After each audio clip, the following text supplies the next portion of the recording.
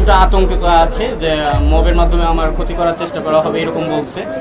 তারপর আমার সমস্যা করবে, বাসা থেকে বের হলে এরকম হবে, আননোন নাম্বার থেকে এসেছিল।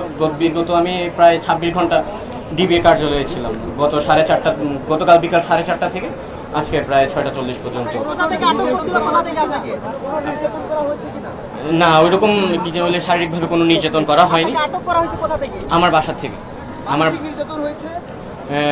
মানসিক নির্যাতন বলতে বিভিন্ন প্রশ্নের সম্মুখীন করে অনেক রাত পর্যন্ত সজাগ রাখা হয়েছে। তারপর আসামিদের সাথে, ফাঁসির আসামিদের সাথে জেল হাজতের ভিতরে রাখার চেষ্টা করেছিল।